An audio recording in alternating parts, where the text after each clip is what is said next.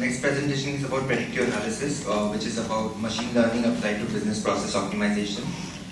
So organizations have started using predictive analysis in their operations, and many establishments have uncovered fairly interesting insights, such as suicide bombers don't buy life insurances, hungry judges root negatively, music taste can actually predict political affiliation. While predictive analysis is not exactly a crystal ball which reveals the future 100% accurately, it does shed some light on what is most likely to come. With large relevant data sets, we can detect patterns within the data using machine learning and then place increasingly accurate odds on what is to happen in the future. In this way, predictive analysis conquers spam, combats financial risks, boosts sales, and much more. The way to thrive in our data-centric society is by understanding the objectives, methods, and limitations of predictive models. This presentation discusses business applications for predictive analytics, covering techniques, potential uses, and how it can be employed.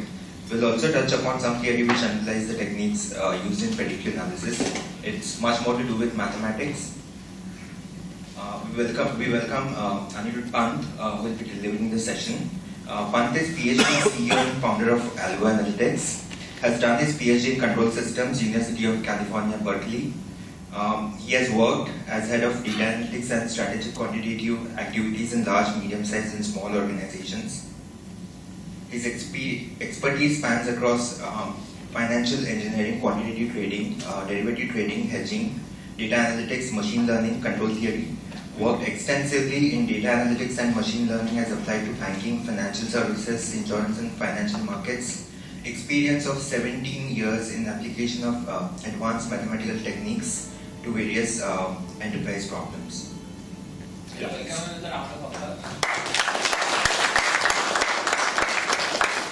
Thanks for inviting me. Thanks for inviting me here. Thank you so much for the kind introduction. So predictive analytics is something now, it has become almost like a popular science thing. There is actually a recent book on predictive analytics which talks about various organizations, what kind of problems it can use to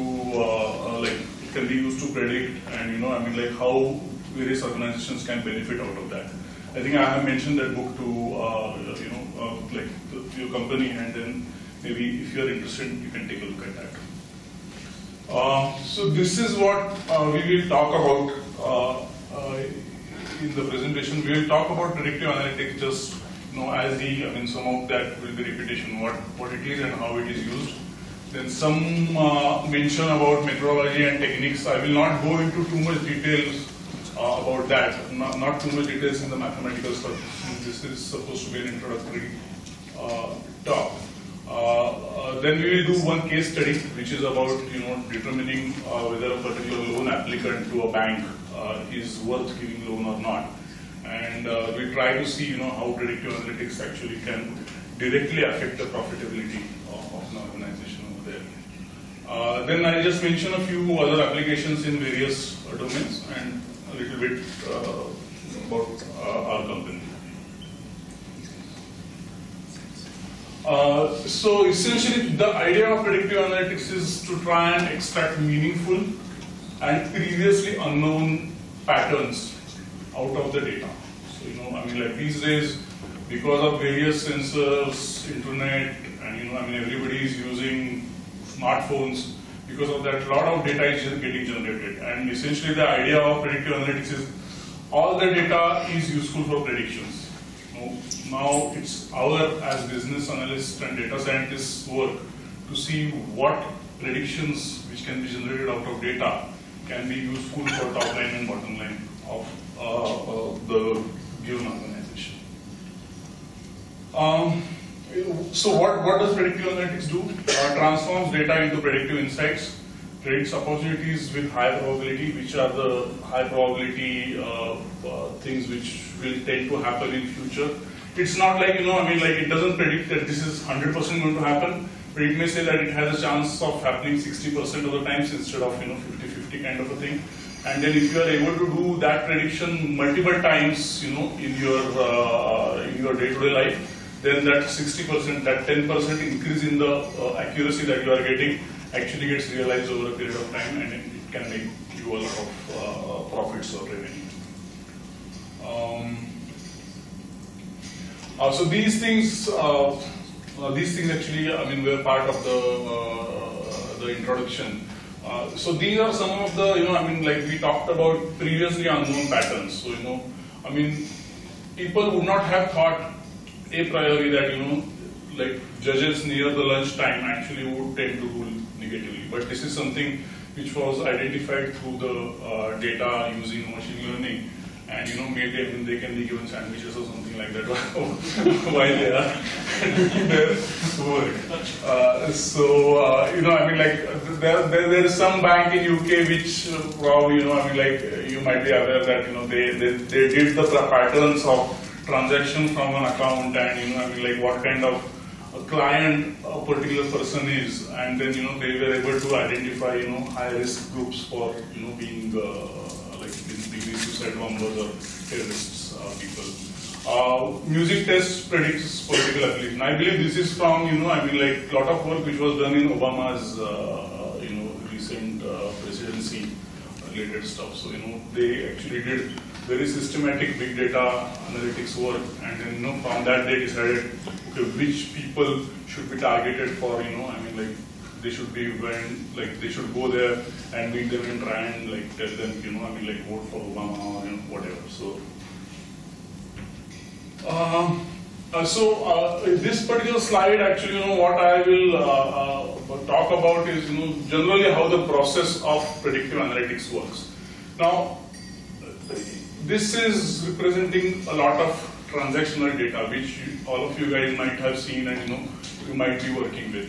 So this may be your data in a given bank about customers. I mean, what kind of account you have, what kind of transactions you might have done. What is your age, what has been your salary last 1 year, like what level of salary, how consistently it has got deposited in your bank account. It may be anything about a customer. So so that gets arranged in a way. So suppose using this data, we want to predict whether this particular customer is going to be good for giving, let's say, I don't know, 10 lakh rupees loan, or not good for giving 10 lakh rupees loan.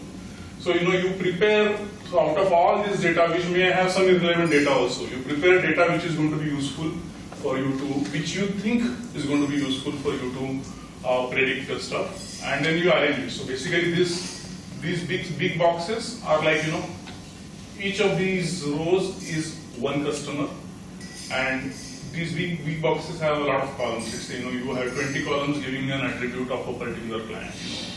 What is the size of the account? What was the size of the account 1 quarter back? How many withdrawals and how many like inputs to the account have happened? And this is an historical thing of whether that particular customer was ever given the loan and whether that guy actually properly paid back or not. So this is the historical data. So for any machine learning problem, you need to have an historical data which you can use to try and identify the patterns out of that. And then once those patterns are identified, and once you confirm that those patterns are robust, then you can apply those machine learning algorithms for newer clients and then affect your profitability over there. So out of this data, you can divide some data which is called training set. Okay, so this is the data you are going to use to build a model. It can be a regression model, it can be a decision tree model. We'll go into a little bit more details about that. And then there is another data set which is called validation set. I'll tell you what is the use of that validation set. Then there is a model builder. So let's say a simple regression function. I mean, like a simple regression thing could be, you have, let's say, x1, x2 to x20 as the attributes of a client. And then you have, let's say, all you are wanting to do is like AI, xi, sign of that is equal to whether that guy is plus or minus. Now, like you are creating a problem to identify what those AIs are. So, so this is a machine learning problem. It's a simplest possible machine learning problem, but this is what you are trying to do, essentially.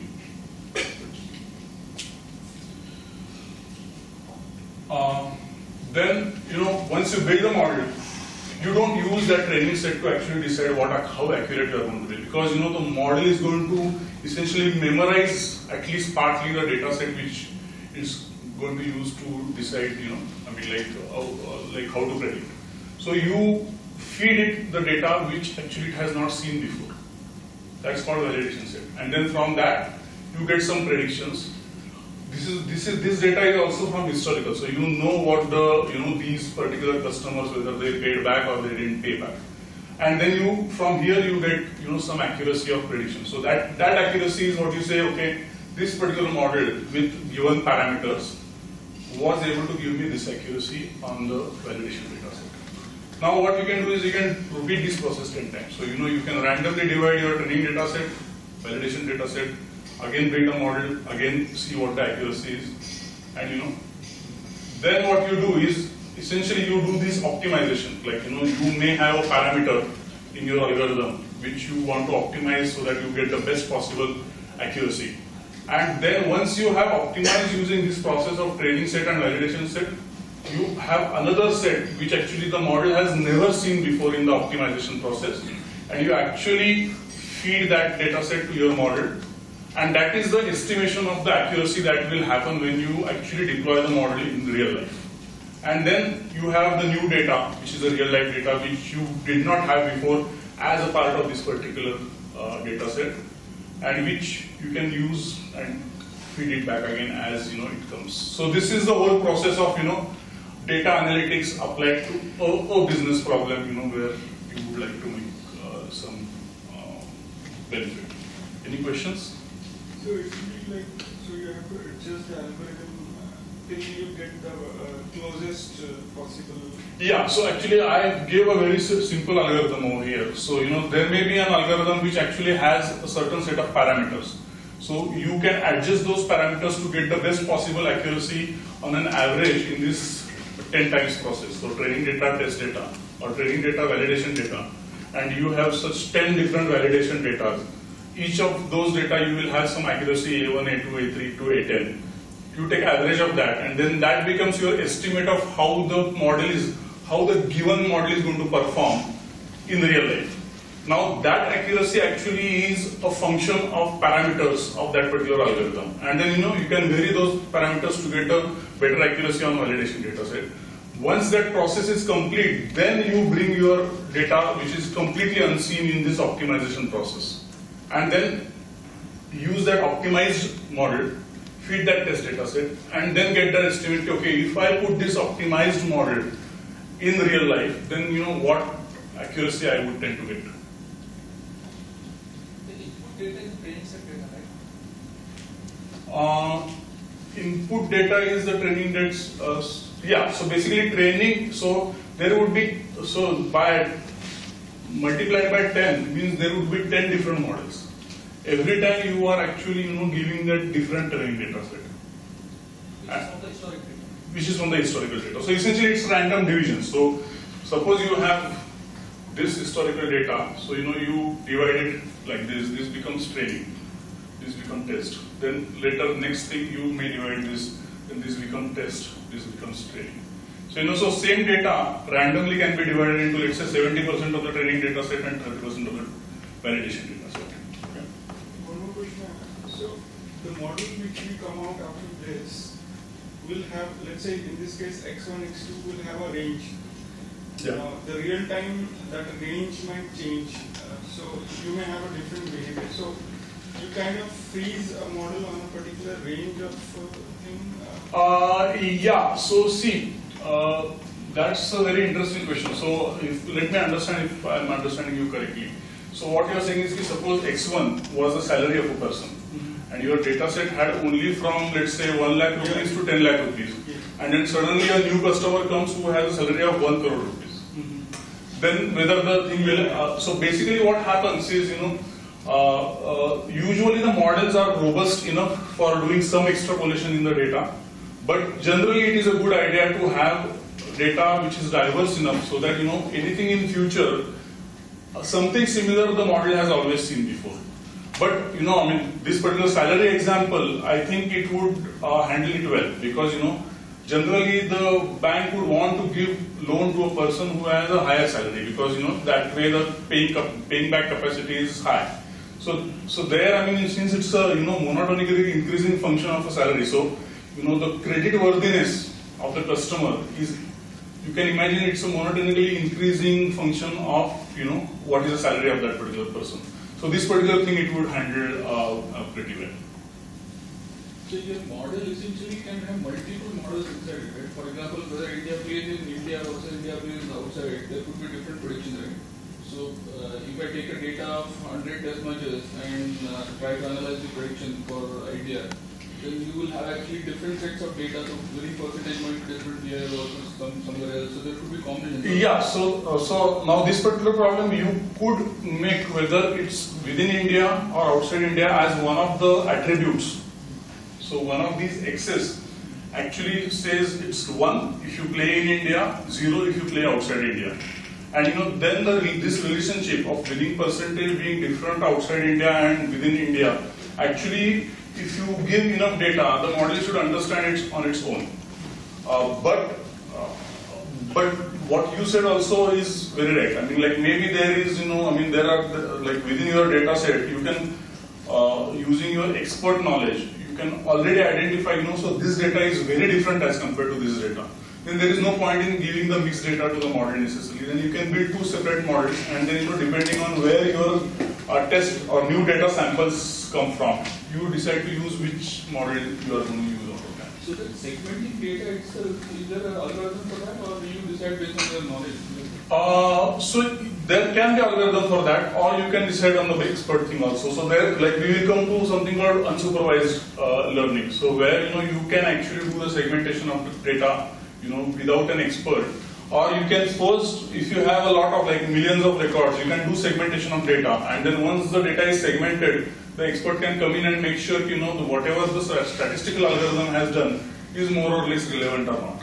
So this A1 in your formula on the whiteboard is essentially the tuning factor that you are going to adjust to get the better. No, this is not really the tuning factor. Actually, so this actually is the regular estimation factors. Now, by tuning factor, what I meant is, so suppose for example, instead of a linear model, I could actually have a model which, I mean, this is a very contrived example, but AI raised to P and Xi. You could have a model like this, where this P is actually the tuning parameter. So so for example, or like it could also have PI, let's say. Now this is not contrived anymore, because because a given attribute may affect the output linearly or non-linearly. So in some cases like salary, to an extent it may be a linear like affecting. But whether you're male or female, that may not be a linear influence on whether what is your credit worthiness. So so there you might have a non-linear relationship over there. And these PIs can become, I mean, like your what level of non-linearity you want to use for each of the coefficients can become the tuning parameter of your model. Yeah. I'll come back. While these steps are repeated 10 times, so what happens is, like you have a data set which you are randomly dividing into, let's say 70% of the training data, 30% of the test data. Now there is no guarantee, since it's a random division, there is no guarantee that your 30% of the data set, validation data set, which is what you are going to use to decide whether your model is good enough or not. Whether it really represents the universe perfectly. That is something which is not given for one single division. So you want to repeat this operation, let's say 10 times or 100 times or 1000 times. And then whatever accuracy comes out of that will be actually properly representing the accuracy that your model, which may be optimized as I just discussed, like which will happen on the real data. So the 10 number is not fixed, right? It can be... No, it can be 20, 30, anything.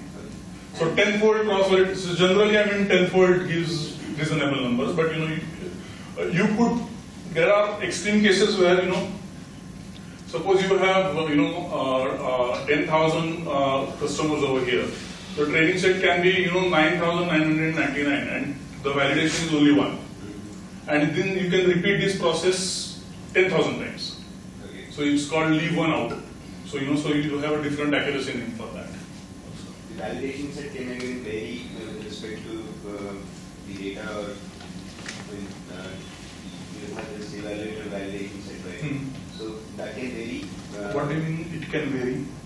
Is it business rules or what kind of validation? No, usually what I'm talking about over here is, usually you want to do either a random division or, you could in some cases want to do something called stratified sampling. So where, suppose you have, suppose there are 1,000 customers and then there are 700 customers who are good and 300 customers who are bad. Then you want to make sure that your training set also is in the same proportion and your validation set also is in the same proportion, because that is how you see the universe, that generally for every 70 good customers you have 30 bad customers or something like that. So you could do that way, or you could do it randomly. But have I answered your question? So I think only if you have 1,000 data points, then you decide that 900 you will use for your training set, which will help you come up with the first version of the model, right, with all those coefficients and whatever. And then you use the remaining 100 to validate. Now that 900 and 100 combination can be anything if you have 100 data points. So that you can change randomly. Oh yeah, so I mean, like instead of 70-30, you may have 80-20. So usually that would depend on how much data you have. If you have very little amount of data, then you probably want to, what you want to do is, you want to make it like, let's say 90-10. And the repeat process many more times, because you need some amount of data for the training model to actually understand. But suppose you have a lot of data, then you could do 50-50 also, because there is enough data to actually to learn these coefficients and the parameters, etc. using only 50% of the data, and then you could check it on the remaining 50% of data, and then you may not need to do this process many times.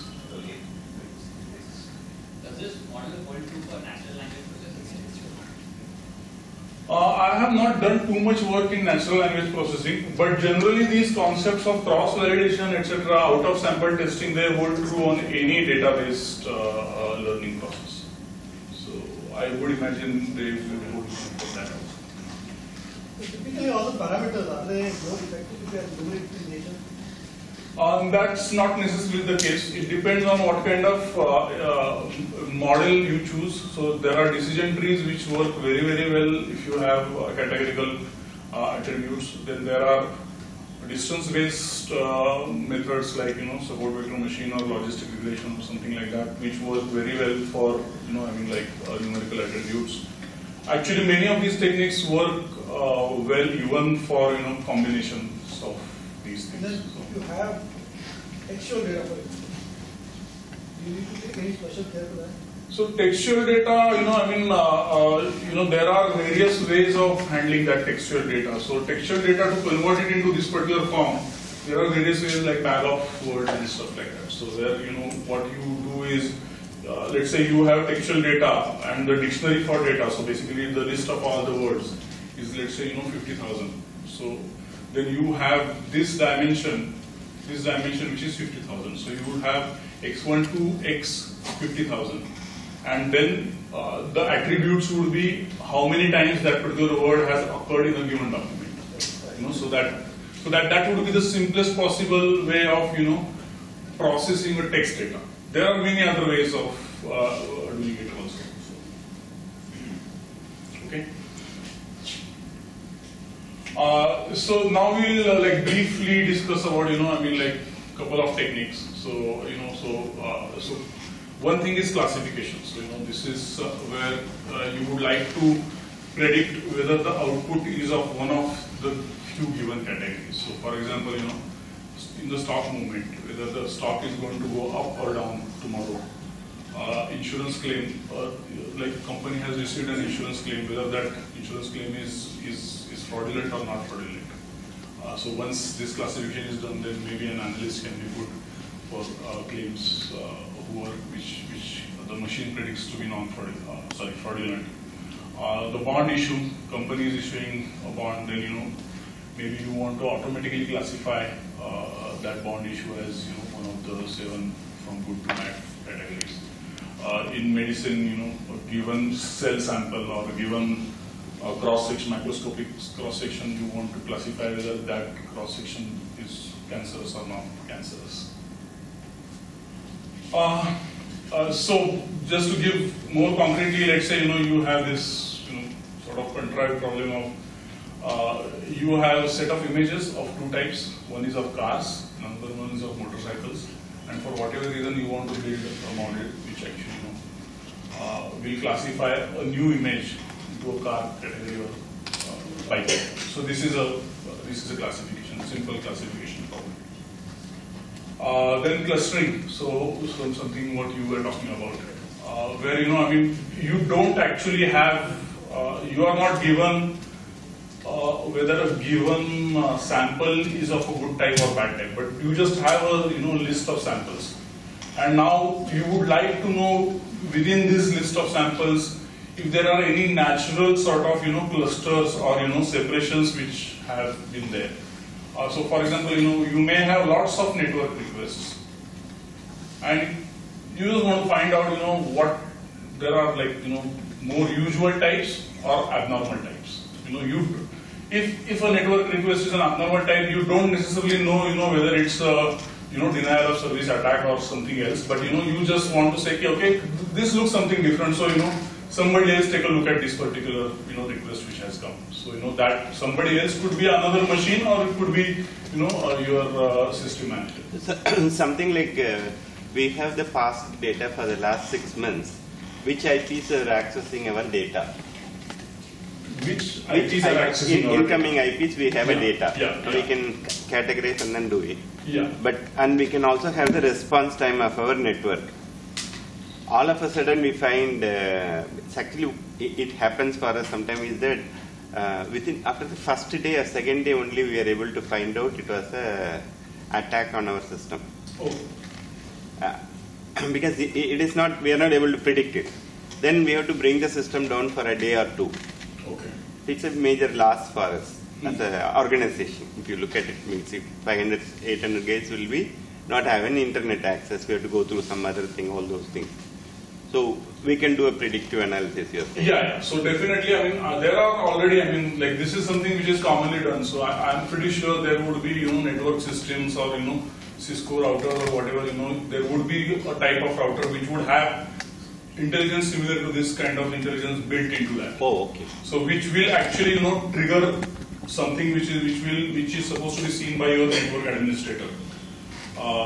So I'm pretty sure, I don't know this field very well, but I'm pretty sure there would be software like which could be gotten add-on or something like that, or it could be done internally as a project also. But generally, it's a very specific kind of a work. So generally, Cisco would have a team of machine learning people and other kinds of people who would be taking these kinds of stuff. But yes, that is something which can be done, and I don't see unless the data is tremendously voluminous. Where it's like Google getting requests or something like that. Why that should not be possible in real time? Actually, if you're talking about your organization, then I would not imagine you are getting more than, let's say, maybe a few 100,000 requests per day or something like that. That is how it is. Yeah. So that seems to be a small enough problem that it can be done in real time.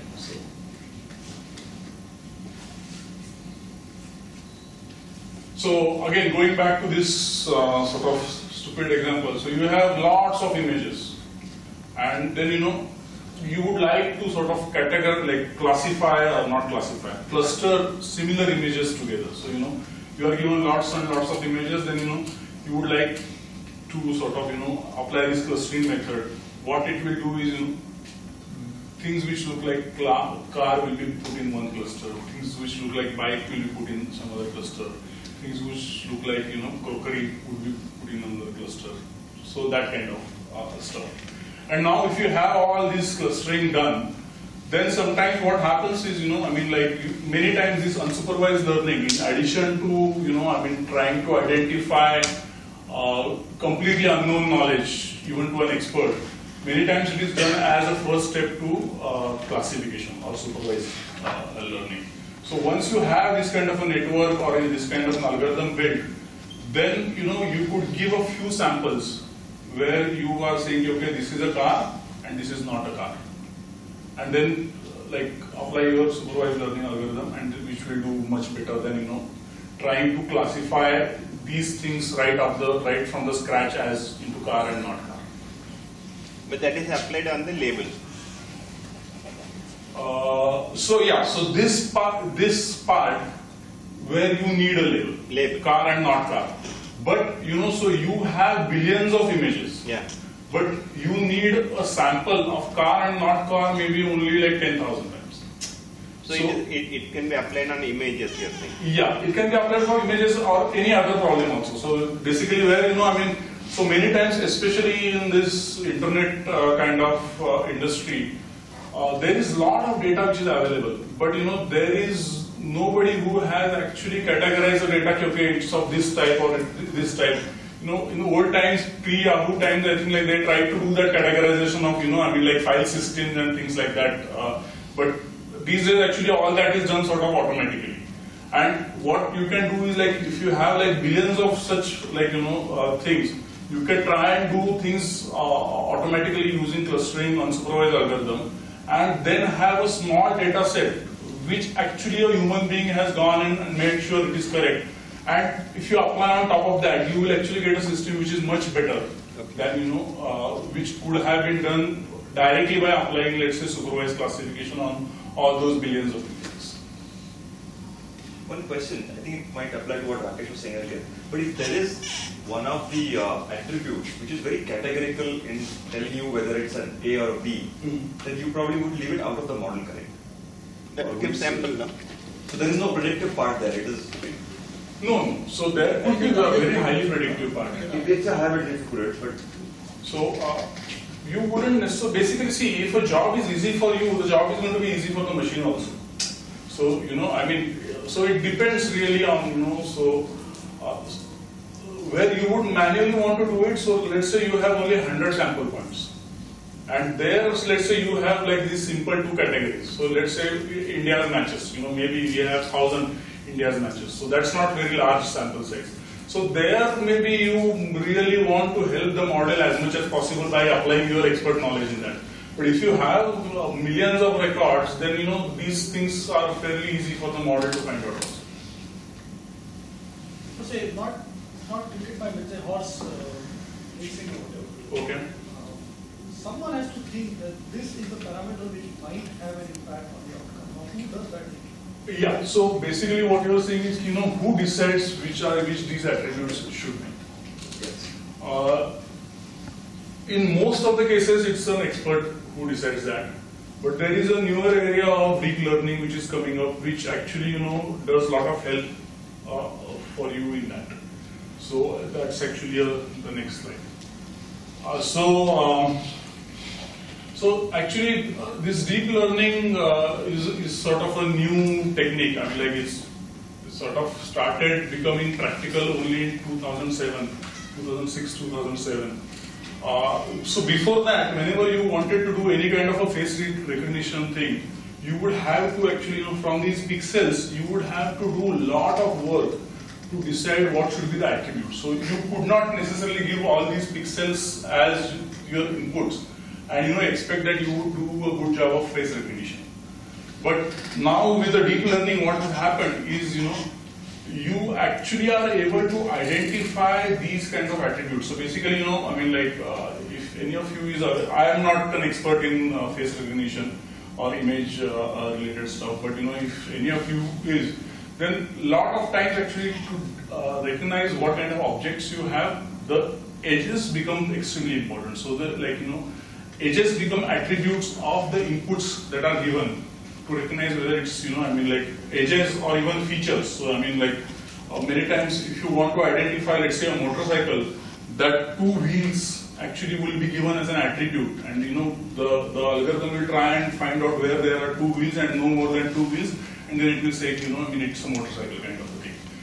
But with this deep learning, what has happened now is, this, by the way, deep learning is nothing like very fancy. It's just that, instead of having one hidden layer in a neural network, you have now multiple hidden layers in a neural network.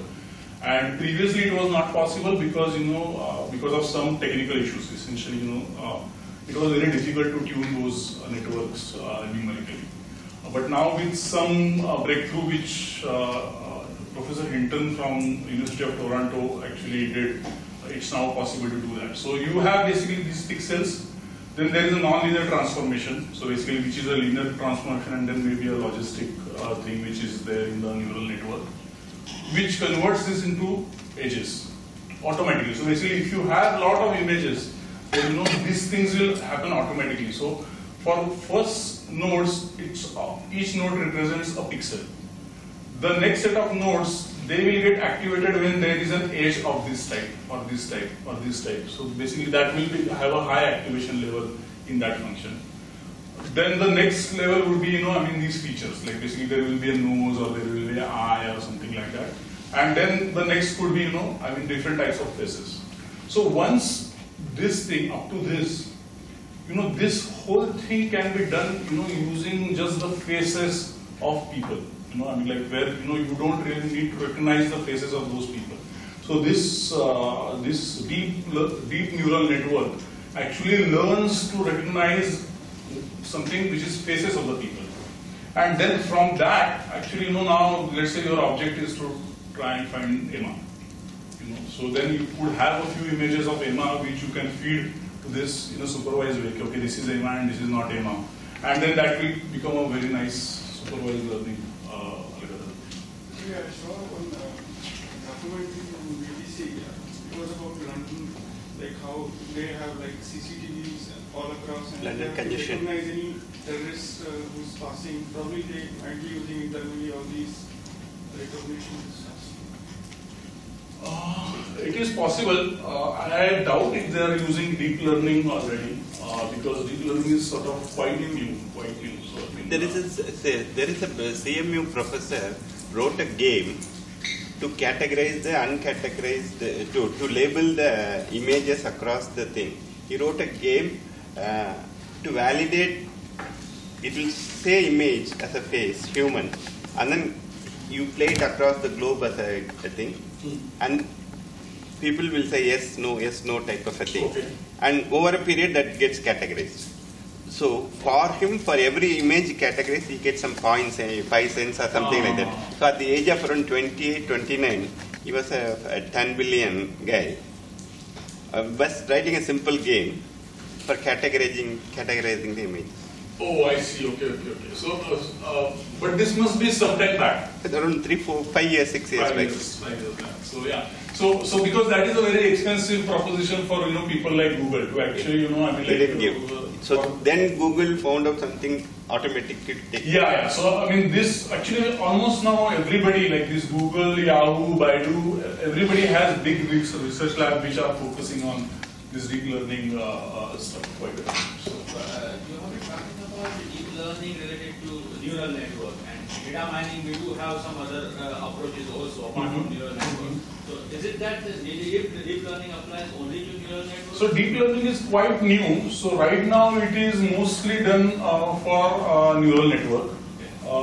But there is some work these days where people have started trying to sort of extend it to other approaches also.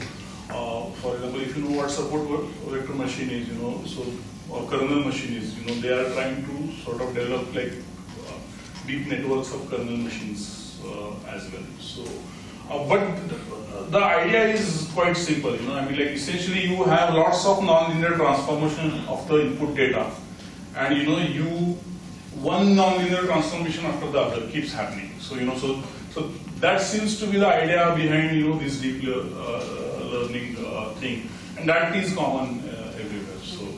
Do you kind of give the weightages to the network? So the weightages are given automatically. So basically, once you decide, how many nodes you have, how many layers you have, how many nodes you have, and what kind of non-linear transformation you want, actual weightages actually are learned. So that's the learning process. And then after that, all you need to give is like you need to give it a lot of data. You don't really control the weight. No, you don't control the weight. So basically over here, so it's very similar to identifying these A's. So these A's in this particular case would be identified by using simple linear regression. I mean like those whatever the school formulas are there. So that's why solving this problem and solving that problem is, I mean, in theory not different. Actually, it's the same.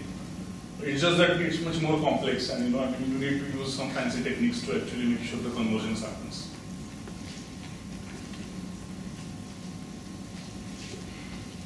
So, so to summarize, I mean, like you have supervised learning, you have unsupervised learning. The supervised learning has, essentially there is a teacher which is there. Teacher in the sense, I mean, like you are given whether this particular thing is good or this particular thing is bad. Unsupervised learning, you don't have that. Performance is much easier to measure for something like supervised learning because you would have accuracy and whatnot. Unsupervised learning, it's a bit more difficult. So unsupervised learning is essentially it's equivalent to saying that I want to identify the statistical distribution where the data is coming from. So and then because it's such a vaguely defined problem, sometimes it's very useful, which actually was pointed out by him, that sometimes it's very useful in deciding some information which is not known to the person who actually is the owner of the data. So that can never happen in supervised learning, because supervised learning assumes that you know about your data and you have already classified yourself, but unsupervised learning can do that. More useful to be scientists kind of community who are collating data with their experiments and trying to find out the correlation between different things. What do you mean scientists? I mean, scientists may be doing some experiments and recording some data, and they want to see some correlation between that data itself. We have data scientists now. We have data scientists are there as a profession nowadays. Yeah, so I mean this is nothing about I mean this is not at all academic. I mean like a lot of I mean in fact we are already little late in this, because there is a popular book on predictive analytics which is like which is sort of a popular science book. I mean anybody can read it. So in first world countries, I mean this field has really exploded now. So it's not only in academia, or like almost all companies which are doing something related to data will employ these kinds of techniques. One question: when would you apply an unsupervised learning approach as opposed to supervised, when you don't have the ability for providing a teacher function? So essentially, if you don't have labels, unsupervised learning is definitely more difficult to do a good job on. So if you have labeled data sets, then mostly you will be using supervised learning, except in some cases like deep learning where you may do unsupervised learning as the first step before the supervised learning. But usually supervised data, or data where the teacher is available, will be much smaller than the data where teacher is not available. So in a way, unsupervised learning we are classifying, categorizing, making it supervised learning a known problem as far as possible. Real unstructured learning, does it happen unsupervised learning? Is it something that we really don't know that we are learning? So that is possible that it will happen. So basically, I mean, for example, let's take an example of the network intrusions, right? So unsupervised learning might be able to identify, okay, this is something abnormal. Now, once the expert looks at those abnormal network requests, that person may be able to identify, okay, this is denial of service attack, but this is something I don't know, I have never seen it before. So this seems to be something new which is generated by hackers. Or virus. I mean in some cases actually virus definitions also people have tried to use learning for virus definitions. So there also, to identify a new virus which is not necessarily part of the like your usual list of virus definitions which are available, you would need something similar to unsupervised learning. So this looks something different, but I don't know what it is. So now I need to look at it more carefully, and then I will define it. Can I use unsupervised learning to create my data set? Create your data set means? I mean, I don't know the attributes, what they are there. So I give an input to my model, and So that is possible in some cases now. As I said, like over here you have, this is the raw data of pixels. Now, before the development of deep learning for face recognition or image recognition, all these kinds of, these edges or these features, etc., were being done by a human being. There are actually, PhDs which are not more than 5-7 years back who have spent all their time in deciding, okay, which are these sort of complex attributes I should create so that my face recognition happens most efficiently. But now, like essentially those PhDs are not relevant anymore with the advent of these things, because now with the billions of images available, you can actually do these things on its own. So that is where it is possible. If you don't know what attributes to create, you could give the most sort of basic or whatever, the most raw attributes, and then your machine will try to learn as much as possible out of that. Just help with the connection. So fuzzy logic as an approach is probably behind the scenes in some of these algorithms. Or fuzzy logic actually may be one of the algorithms which could be used to train some of these things. But the others too. I don't know. Although the father of fuzzy logic was from Berkeley. There is a funny story about him. Maybe I can tell you while later. Like who Kalman is? Kalman filter guy. Okay, so basically the idea was that like these were like fuzzy logic guy and Kalman was colleagues, and both of them were working on something similar to Kalman filter, which was the big thing. And Kalman was the first one to come up with that. So then this guy decided, okay, I'm going to invent completely new field. And then, like he came up with fuzzy logic. Well, this is sort of, okay, anyway, much of these things later. So. For this unsupervised learning, you should have end goal in mind. Actually, you don't know what are the patterns or what are the attributes, but you should be working on some end goal, right? If you don't also know what is the end goal, then it's going to be difficult. No, Ashok, it is possible I may have a problem, but I don't know what is the problem. It is an instinctive feeling I have a problem, but I don't know. Yeah, but like in this case where face detection, right? Learning was there. We were knowing that we want to detect the human face at the end of the day. So, and we were not knowing how to do it and what the attributes. That's why we went ahead and went ahead with different ways of unsupervised learning. But you were having end goal in mind that this is what I need to do. Right? Yeah, the goal can be very vague, that I want to understand what kind of distributions human faces come from. Or I want to identify what is the best way of representing a human face so that it is understandable by a machine. So the goals can be much more vague in unsupervised learning as compared to supervised learning, in my opinion. So supervised learning, it is simple goal. I want to, given a face, I want to know whether it's Emma's face or not Emma's face. So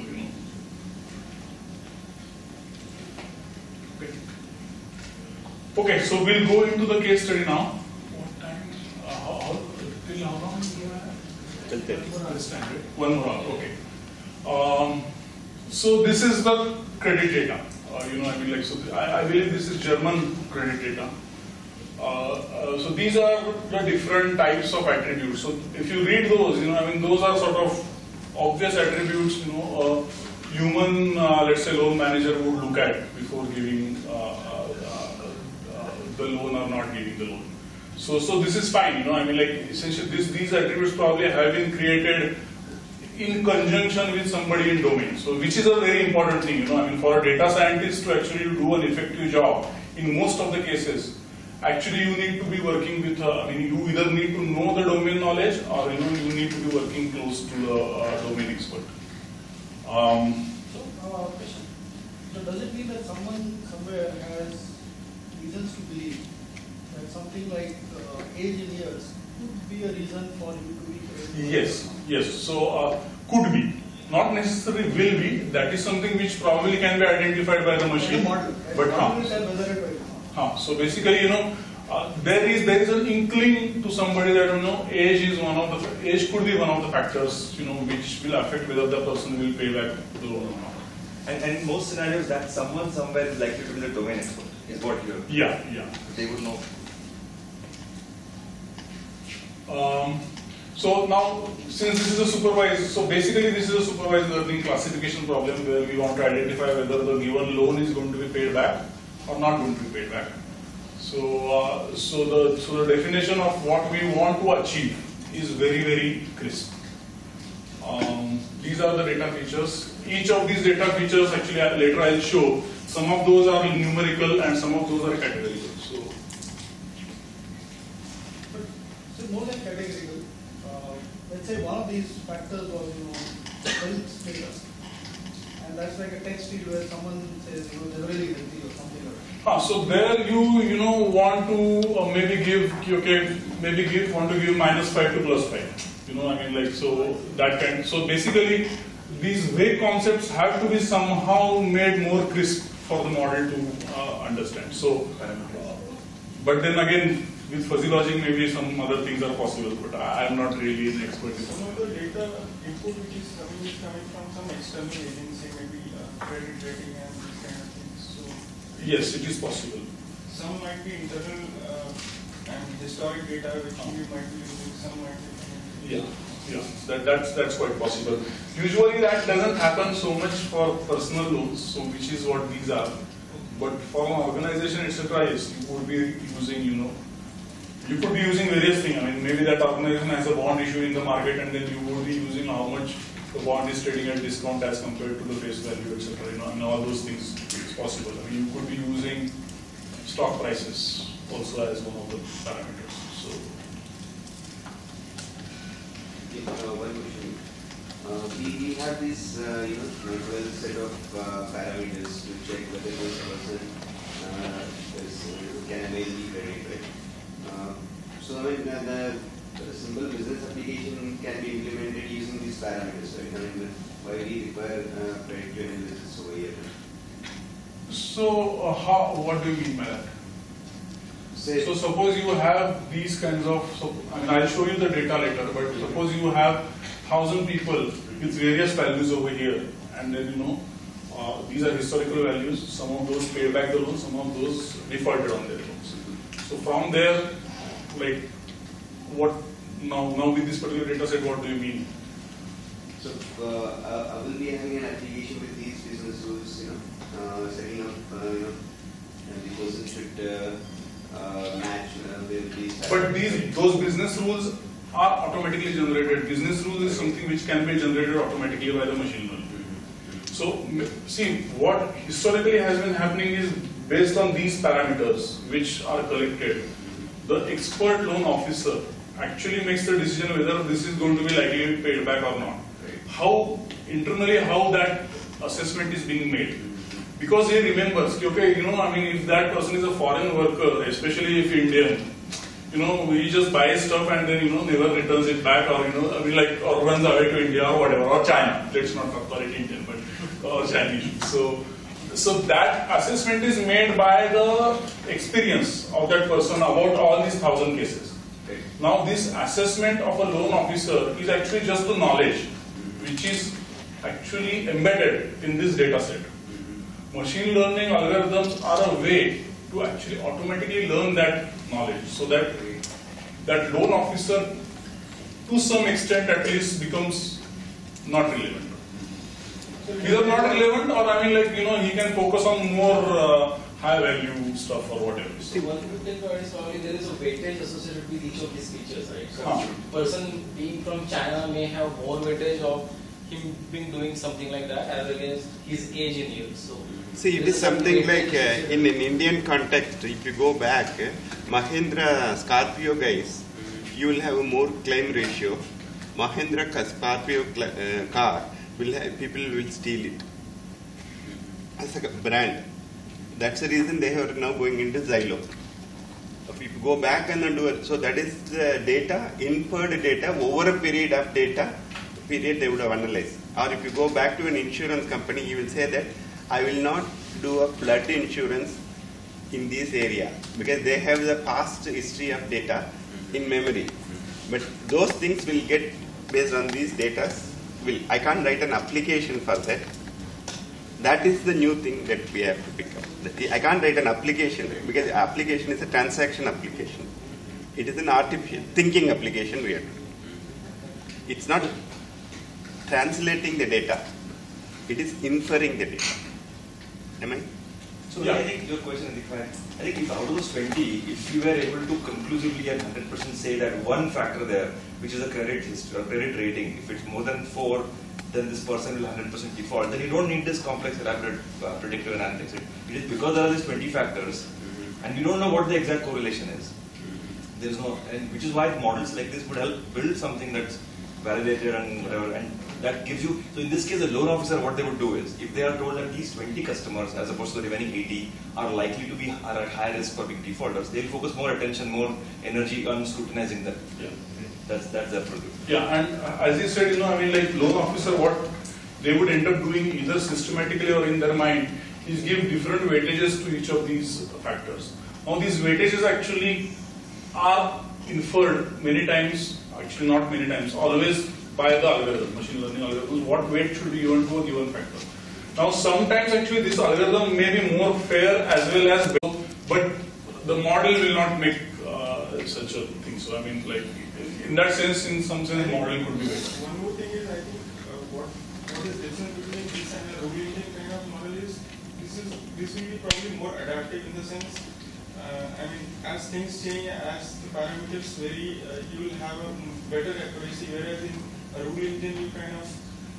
So rule engines actually are generated. Let me just quickly go ahead. So these are the kinds of rules which are generated out of this. Okay. So this is a rule which is generated out of that. What? So 0 is a bad guy over here. So in what case a guy tends to be bad? So this is the rule which is generated automatically by the decision tree classification algorithm. So I think what you mean to say is, since these rules are generated automatically, when a new data comes, it's very quick to actually adapt this to that new data. On the other hand, you may have a loan officer who is staying in 70s, and that person is not ready to adapt. So, see, many times it happens. For example, like for healthcare diagnostic issue, especially for India, you will see that in rural areas, like maybe good doctors don't go over there. So, as compared to those sort of mediocre doctors, it is quite possible that a machine learning algorithm will be able to do diagnosis of a particular element in much better way as compared to somebody who he's probably not even a doctor. So they just say that you're a doctor, but you are not a doctor. So yeah. In this case, as you train your model various parameters, does it store some kind of a memory, the training factor, how much it has got trained, or is it completely stateless? So generally now, let's again go to the simple case. What it will store is A's. So this A1 to A20 is what the model is.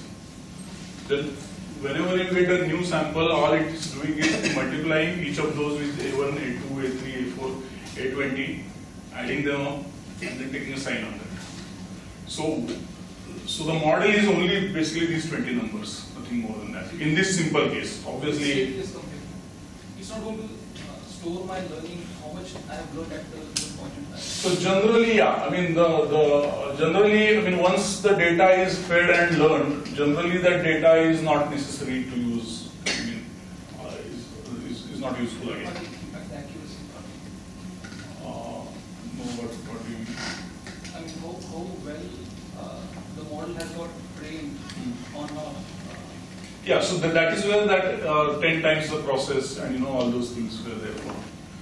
So so where in your training, validation and testing process, you try and identify how well your model is going to perform in real life as an output. And then whether that is acceptable to you or not. And then if it's acceptable to you, put it in practice. Now what can happen is the data which is coming to you, the distribution may change. In case of loan applicants, let's say, last 5 years were, extremely good economically. Now bad economy is starting. So statistically what we say over here is the distribution from which the data is coming has changed now. So so your model which was made for good economic times will not necessarily work well for bad economic times. So how do you do that? So then that is where the expert is needed to know now the bad economic times come. So I need to actually build a model from data which is of the bad economic times, and then do it based on that. And that is where that feedback process, where the new data is coming. Once you learn, like in practice, you get the results of that new data. Then you feed it back to the original database. Actually, you can apply in any field, in like the share or yeah. That's very important. Actually, I'm not going to talk about share stuff today, but that's our core business, where we try and do predictions of stock market. That's the core business which we have. So that's what Algo is. Yeah. So we are an algorithmic trading company actually. So maybe some other time I will come and talk to you about it. So we would like to learn that. in commercial or real life application, how much percentage of really predictive analysis is around 50, 60%, 70%? How much is being used? Not being used. How much actually effectively predictive analysis is? Now, I'm a very biased person in that, and I tend to believe whatever is said in that particular book. That I believe that all data is predictive. So if the data is getting generated, then useful information can be gotten out of it. Now, whether we have a business or domain sense enough to actually cast a problem which is going to be useful for the business or not, that is up to you. But data will always will try to say something. Whether that something is going to be useful to us or not, that is something which we can decide. In real time, we is 60-70% times we are able to predict it positively the outcome, or it is lesser or higher.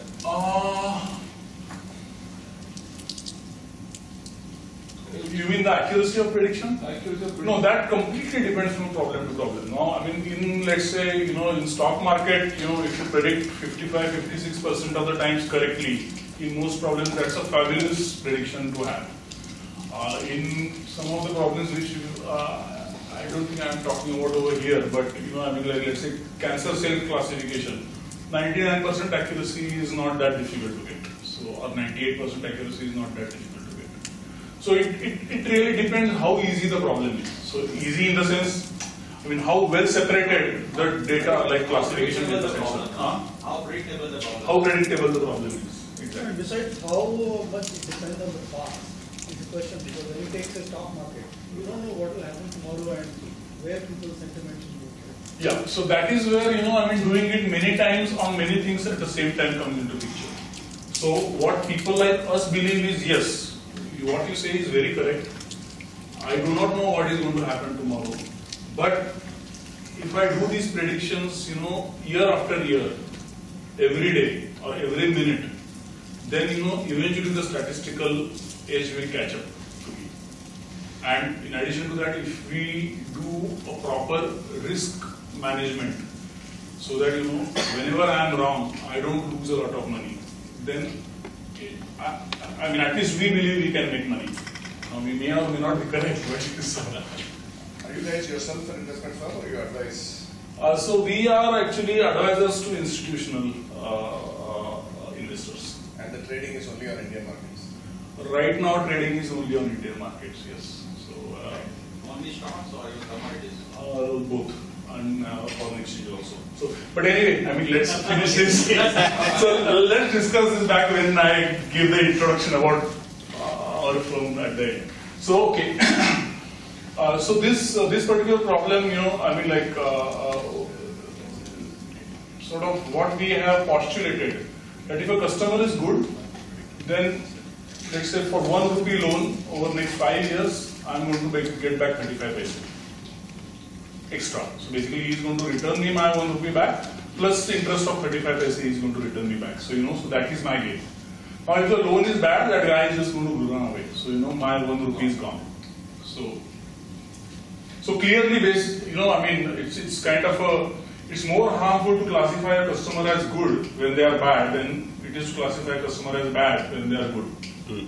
So that is why many times we get pissed when we go to banks and they don't give us loan, right? Because the bank has an incentive not to give you a loan. Because if there is some small factor which, because they can always try and find some other guy. So, you know. So basically, you know, let's consider this as, you know, the default case where, you know, the manager is essentially giving loans to everyone. And in some sense it is true because, you know, these were the cases where the loans were given. Obviously, unless you give a loan, you will not have a bad default, right? So this is the case where, you know, you have to have, so whatever good the model does on this data set, it's actually in addition to the loan manager's, you know, what do you say, the discretion, right? Because loan manager is only going to give you a loan if he thinks, you know, you will do well. And on top of this, you know, we are learning this and then trying to get better results out of it. So this particular data set is again like slightly disproportionate because what they have done is like, you know, there are 700 good customers and 300 bad customers. Now, no business can actually survive with this particular ratio of people, but, you know, just as a problem, they have given this particular thing. So, actually, if you end up giving loans to everyone in this particular thing, then you end up losing small amount of, let's say, 5.5 paise, you end up losing on every rupee given essentially. So let's say, you know, if you have like a $20,000 loan, although this should have been Deutsche Mark, but that's fine. 20,000 Deutsche Mark, then, you know, 1.1 million loss of Deutsche Mark happened. So now we applied a few techniques, decision trees, something called logistic regression, and then something called multiple kernel learning. And, you know, I mean, like with that, what happens is, you know, like this is called a confusion matrix. So how confused your model is. So the rows are actual good people, actual bad people, and these are the predicted good people, predicted bad people. Essentially, these are the people who you will give loan if you listen to the model. So using this, you know, using the decision tree, simple decision tree model, actually, if you compute, then you end up making 400,000 profit on this. If you use something called logistic regression, then you end up making $1.2 million profit on this. So this is a big thing for the business, right? Because from 1.1 million loss, that has gone to 1.2 million profit. And of course, for us, it's very easy to increase these losses and profits. Instead of 20,000, make it 200,000. So on paper, it doesn't matter, right? So and then, you know, so actually the complexity of the algorithms actually is increasing as you go down. So decision trees are probably one of the simpler models. They are also easy to see. So, you know, you can actually get business rules out of it. Now, these logistic regression and even more so with multiple kernel learning, these are completely black box models. Actually, it's very hard to get any physical sense of what the model is doing out of that. But, you know, it can happen that many times in a good designed black box model that can completely outdo, you know, a simple business rule kind of a thing, even in the machine learning domain. So, so then depending on, you know, what are the inclinations of the management, etc., one could do this kind of thing. So usually what happens is, you know, a business will not trust the machine completely. So what they will want to do is they will actually want models like business trees where, you know, they can actually see if this is less than that, then do this, and if this is more than that, then don't do this. And they feel much more comfortable with that rather than, you know, I mean, on computer giving, okay, give it the loan or don't give it the loan. So, does the choice of this algorithm depends on the volume of data? Yes, to an extent it does. Volume of data and also your computational abilities. So, you know, I mean, those are sort of inversely proportional. So, I mean, like things which were, you know, impossible to do a few years back with, you know, terabytes of main memory, it may be possible to do. And also, you know, some of these techniques on small data sets, actually, you know, what they will do is load everything in the memory and then do it in the memory. But then there are like with this, I mean, maybe the Hadoop guys know much more. You know, there are things where, you know, you can actually swap these things in memory and on the hard disk and do that in a more efficient way. Basically, a choice of this particular either different tree or that depends the outcome, right? In the sense, accuracy of the outcome. So how do you decide? There are hundreds of algorithms to you can practically do a lot of things. Yes. So how do you decide on which one to select? So that is usually decided based on interaction between you and the management. Management may be comfortable with certain kinds of algorithm irrespective of the accuracy and may not be comfortable with certain kinds of algorithm. It also gets decided by your expertise because you may be expert in some algorithm, not as much expert in some other algorithm. So you may not be able to do as great a job with one algorithm versus the other algorithm. So suppose there is some real experts in decision trees, they may be able to get same accuracies as multiple kernel learnings or logistic regressions using decision trees only because they just know so many details of decision trees that they may be able to do like super fine tuning of those things. So, but these are like essentially these are out of the box. There is an algorithm. I just fed the data, results came out, and I presented those results. So each of these can be improved further, but. So this is kind of an expected data. It's like I want to see it from a testing perspective. When the actual data comes in, I can compare and see which is actually the most accurate. So would that also be? So you are saying you could deploy multiple models in practice. Yes, that's possible. There is a whole new field called ensemble learning. So where the same problem is solved by multiple algorithms. Multiple algorithms of two different types. One is you may have a decision tree, but with different parameters. So maybe decision trees depend on certain parameters. So you may have 100 different combinations of those parameters. So you have 100 decision trees. You may have logistic regression with some different parameters. You may have multiple kernel with some different parameters. So you may have 1,000 models which are predicting the same data. And then there could be a layer on top of that which actually tries to combine these predictions in an optimal way to get something which works better than each of the individual one of those. So that is also possible. But that takes it into a regime where it becomes even more difficult to understand what exactly is happening. So it definitely works better because if you see there are a lot of these data mining and predictive analytics competitions which actually happen. Kaggle is a company which actually offers that. KDD Cup is like a yearly thing which experts from all over the world actually try and compete on those competitions.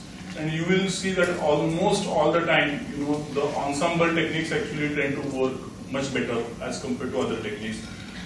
Couple of competitions recently were won by deep learning also.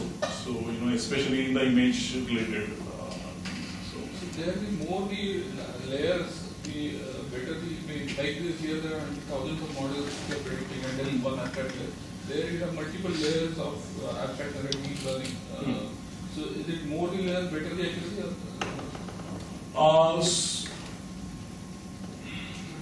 To an extent that can be said. At least one of the experts, Hinton, thinks that is true. More the layers, the better the abstraction and better the thing. But more the layers, to learn it more, you need more data also.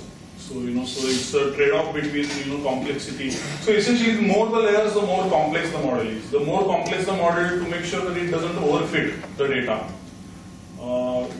you will need more data. So it's basically. Because if we are trying to mimic humans, right? And humans are probably from 40, 50 layers.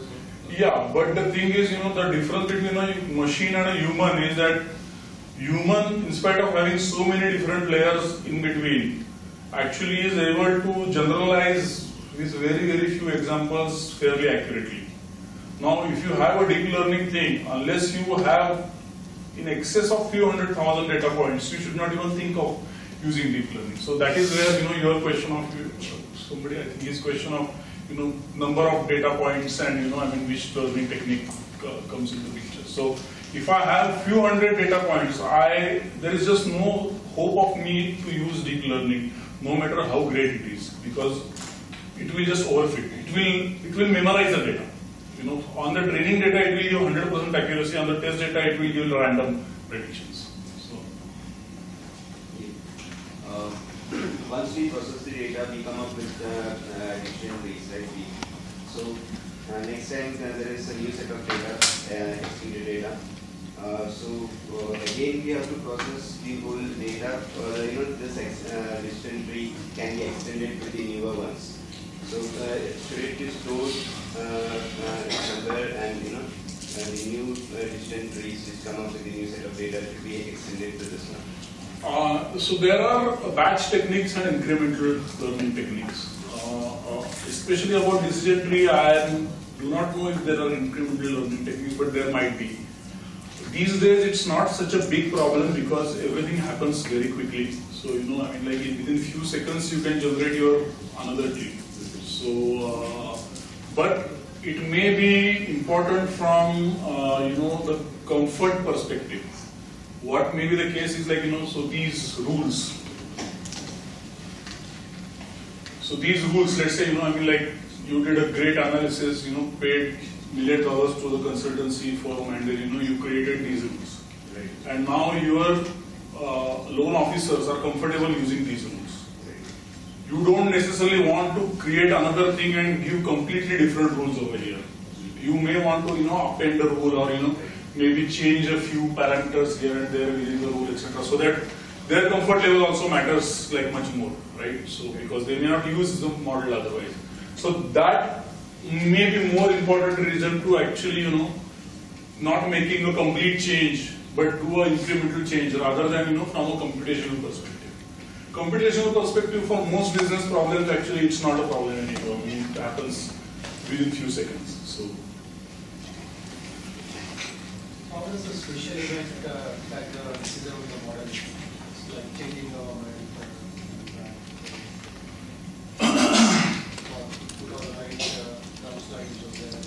So there you are going more into the stock market.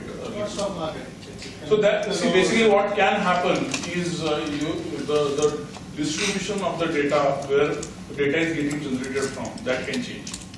So if that is the case, your older models will start giving bad accuracies on the new predictions. But as long as you are feeding the data back, and there is a thing called, like for example, there is a thing. So here, so suppose you have this data, and let's say it is chronologically arranged. So you are looking at this data, building a model, and doing the prediction. Now what happens is, as new data comes in, there is actually a moving window. So you will leave out the oldest data and take the newer data in your model. So that way, if there is a drift in the underlying data generation process, your model also tends to drift with that. So that. The output is something different output.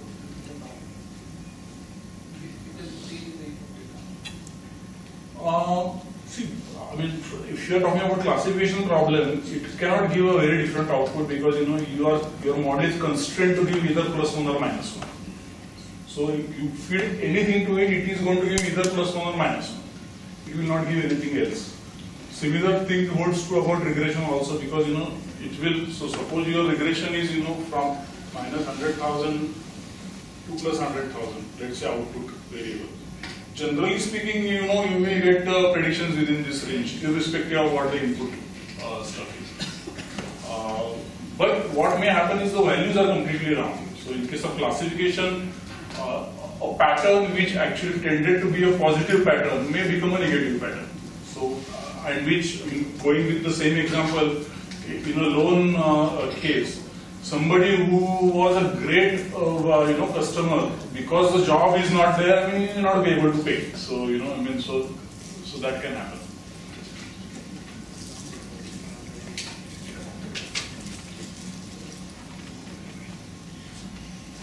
Okay, so this, I should emphasize that this tree, including everything, the parameters, the cut at which the parameters are etc. are taken, this is completely generated automatically. So so there is not a person sitting and deciding, okay, this, if the existing status is in this A11, whatever that A11 is, we'll go into that. But that is not decided by an expert or anything like that. These rules get generated automatically, Usually after these rules are generated, they will be shown to an expert. And that expert will make sure that these rules sort of do make sense, because it's statistics. So depending on the size of the data, depending on the pattern of the data, it may generate something random also. Question. So, not asking much about your nature of business, but when you say you work with other clients, there is a very high chance that the rules specific to one client would be different from the other. No, so for us, we are trying to predict Indian stock market. By client, I mean that person just gives me money to manage. That's all. So I am predicting what is going to happen to Nifty tomorrow. That's it. But then your parameters, would they be different for one client versus they are your intellectual property and these are parameters and so on?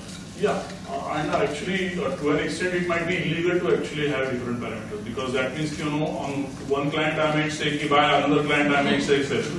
So SEBI may not like that. So is this client risk profile or something like that? So that actually, so then based on that, I could decide, okay, these products are for you and these products are not for you. So that is definitely possible. So there may be some high risk products, there may be some low risk products. So, so I may offer certain products to a client and not offer certain other products.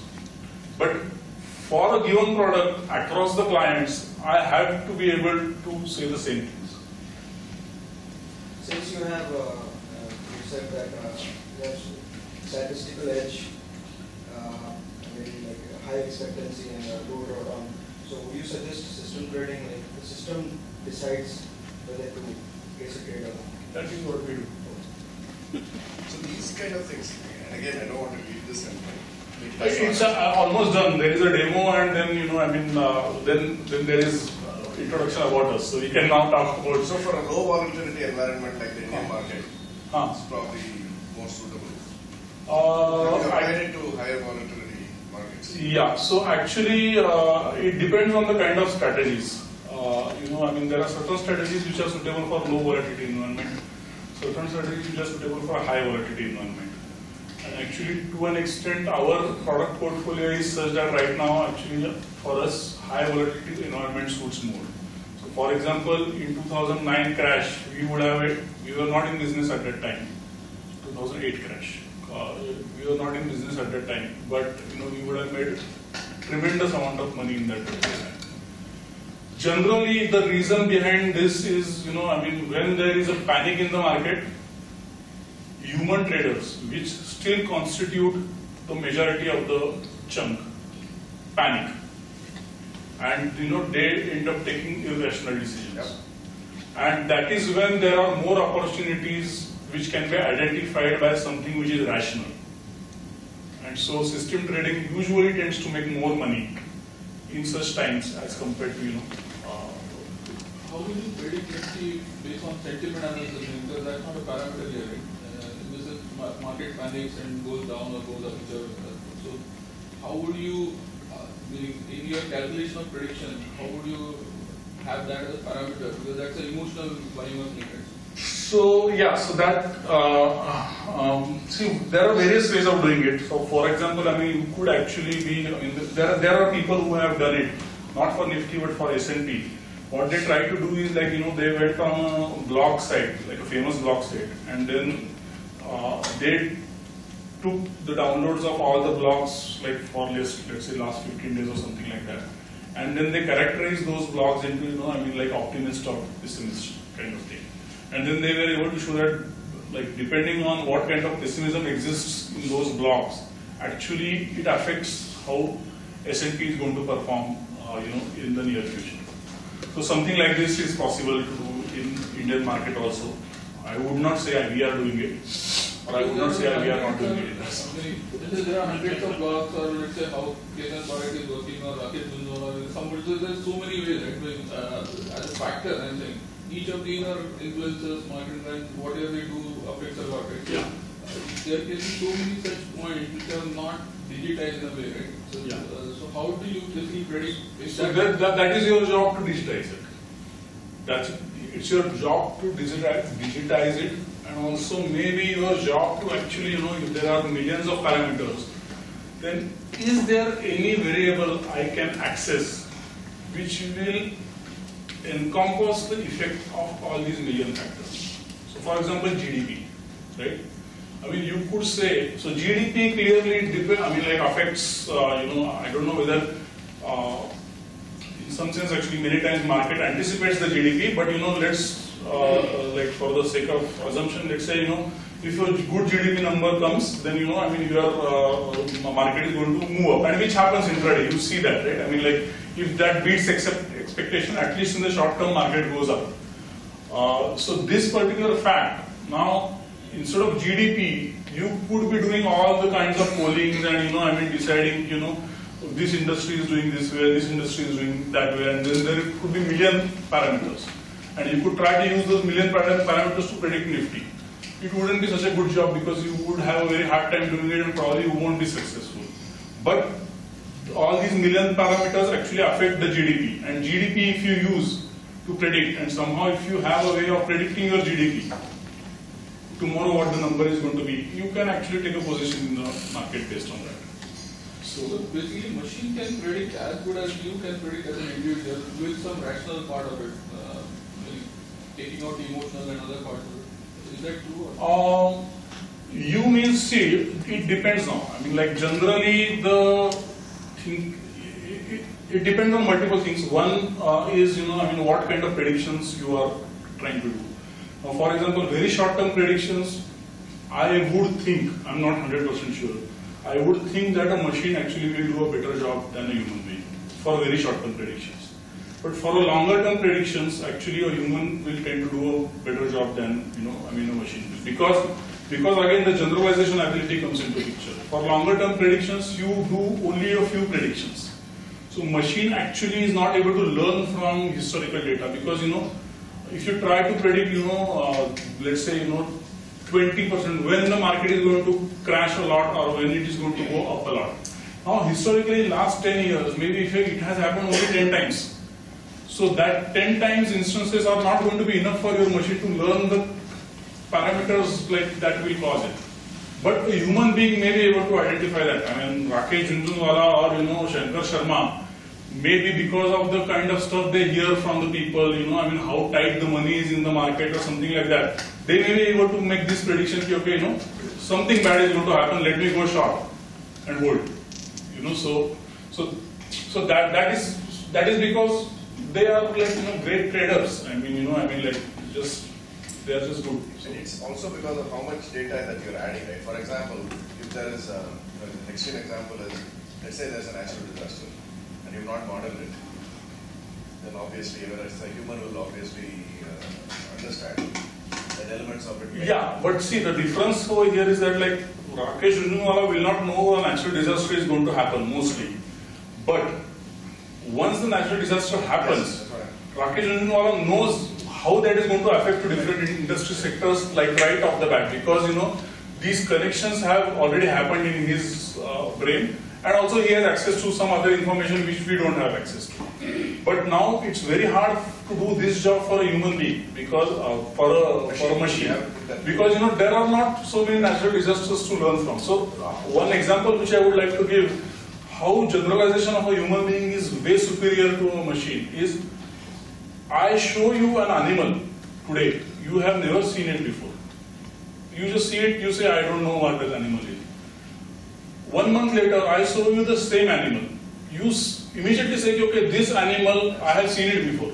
I still don't know what that animal is, but I have seen it before.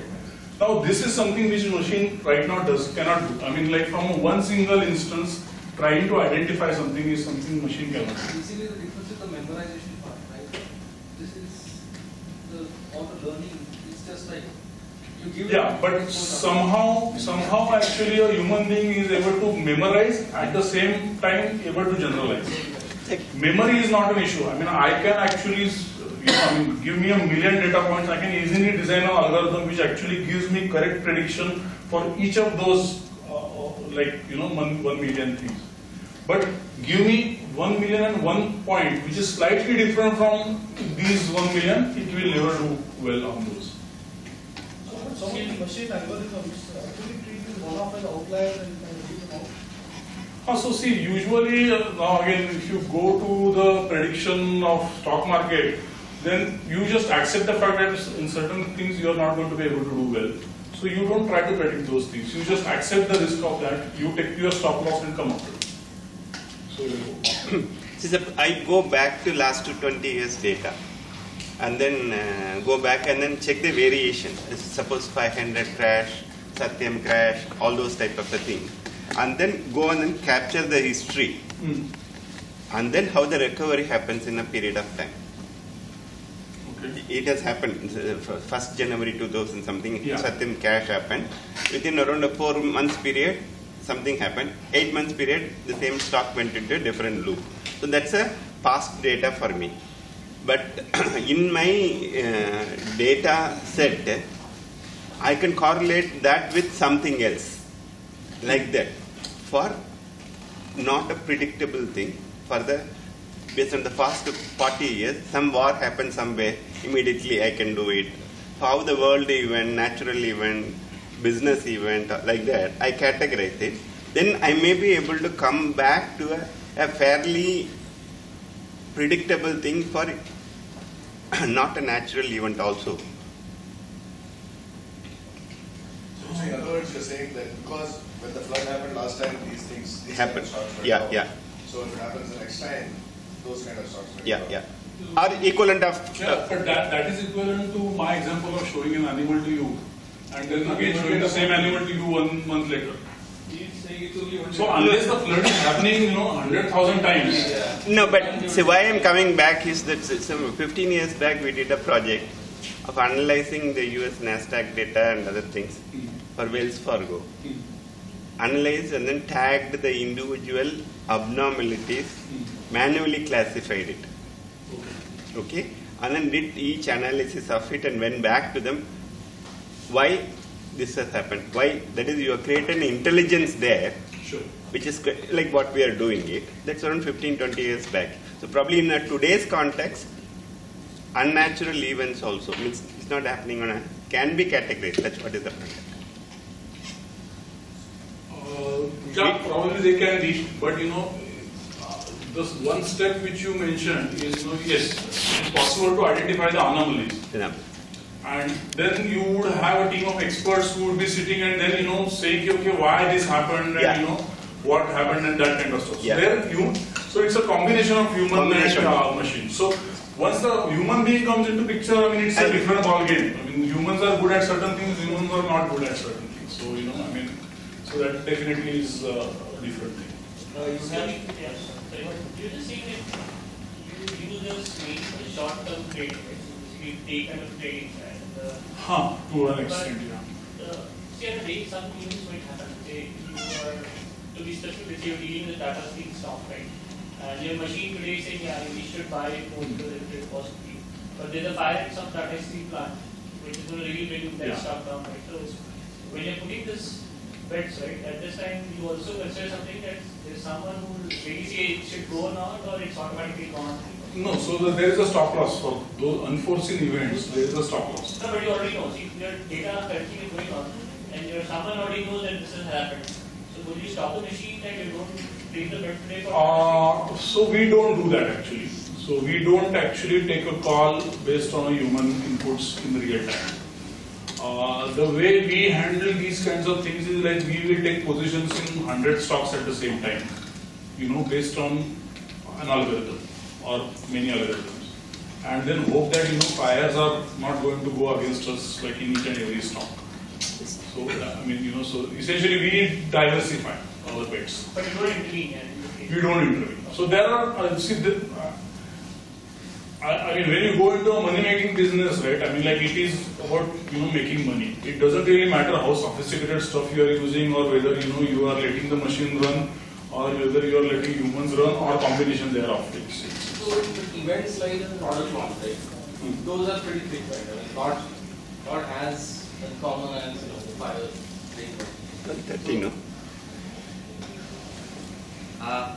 We are running short on time, so I'll request you all to restrict your questions offline and wind up the session. Sure. Yeah. So yeah, so I don't think demo is going to show you necessarily. I mean, it's just going to run. I'm just going to run a program, which will give you the output. So I mean, maybe we don't really need to go into that. So yeah, I'm available for questions offline. So this is how I think you all are like more experts in programming. So let me not go through this program. It essentially just reading data from data file, dividing the data 70-30, as I said, multiple times, building a model, logistic regression model on 70% of the data, predicting on 30% of the data, and doing this process multiple times. And then, just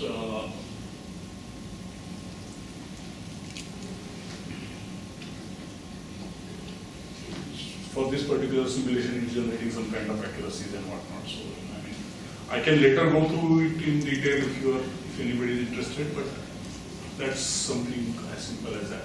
So, if I'm out of time, I can. But that program what you have written is a fixed thing. Data set is different. Every time you apply the same program, or you change the program also? No, you might need to change the program depending on the nature of the data set also. Okay. So, in which language you written? This is MATLAB. You can use MATLAB, and so there are. So one thing I can show you quickly. There are many. So these are other. I can share the presentation with you. Yeah. Guys. So there are like these various packages which are available, commercial as well as non-commercial. One thing I want to say is, like what is most important, So this is where, you have a lot of data, and your clients don't necessarily know what they can do with that data. So it's, I think, a business analyst's job to actually look at the data and, and decide, if you solve this problem, it might be useful for your bottom line or top line or something like that. So, so this is where, AlgoAnalytics as a firm, we can help you even define the problem to propose it to your client.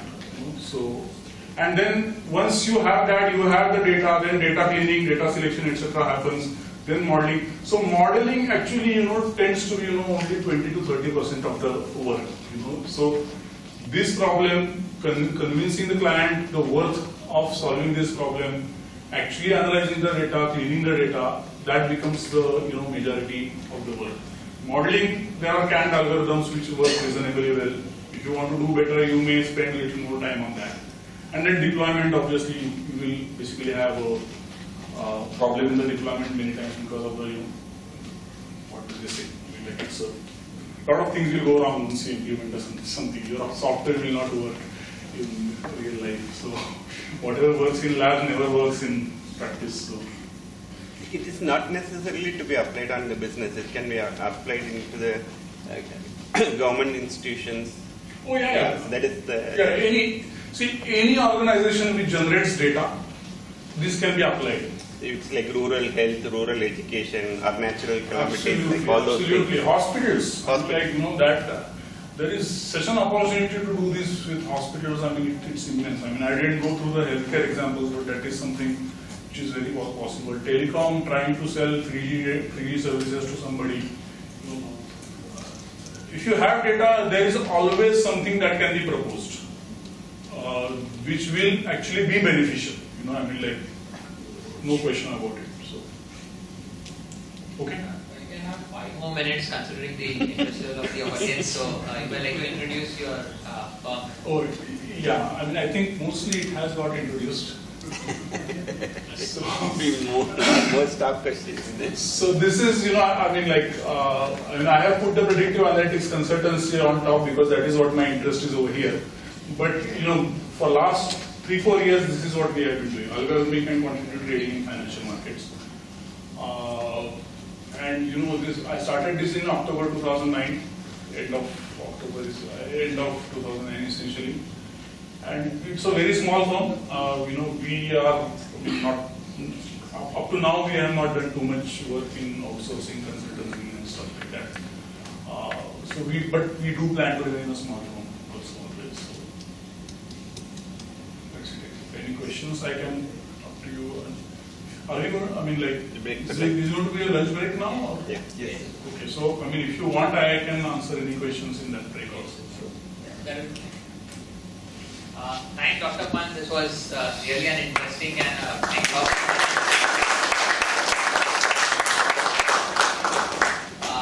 May I call upon Bhavesh Ved, our Senior VP Delivery, to felicitate Dr. Pant with a token of appreciation.